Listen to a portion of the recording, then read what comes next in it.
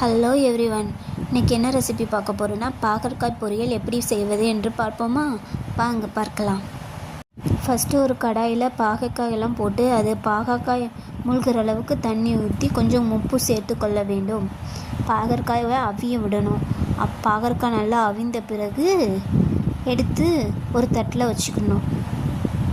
அதே கடாயில் கொஞ்சம் எண்ணெய் ஊற்றி கடுகு கருவேப்பிலை போட்டு தாளித்துக்கோங்க. தாளித்த பிறகு வெங்காயம் போட்டு கொஞ்சம் வதக்கிக்கோங்க.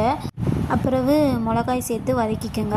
வெங்காயம் நன்றாக வதங்கிய பிறகு ஆல்ரெடி வைத்திருந்த பாவைக்காயை அதில் போட்டு நன்றாக கிளற வேண்டும். ஆல்ரெடி நம்ம உப்பு போட்டிருக்கிறதுனால பார்த்துட்டு உப்பு தேவைன்னா போட்டுக்கோங்க, இல்லைன்னா வேண்டாம். எண்ணெயில் நல்லா வதக்குனா பாவக்காய் கொஞ்சம் நல்லா இருக்கும். அப்புறம் கொஞ்சம் சீரகத்தூள் பெருங்காயத்தூள் சேர்த்துக்கொள்ள வேண்டும். அதுக்கப்புறம் நல்லா வதக்கிட்டு துருவிய தேங்காவை அதில் போட்டு கிளறி கொண்டே இருக்க வேண்டும். இப்போது சுவையான பாகற்காய் பொரியல் ரெடி. அடுத்த வீடியோவில் சந்திப்போம். டாட்டா, பாய் பாய். இது போன்ற ரெசிபிகளுக்கு எங்கள் சேனலை லைக் பண்ணுங்கள், ஷேர் பண்ணுங்கள், கமெண்ட் பண்ணுங்கள், சப்ஸ்கிரைப் பண்ணுங்கள். பக்கத்தில் உள்ள பெல் ஐக்கானை கிளிக் பண்ணுங்கள்.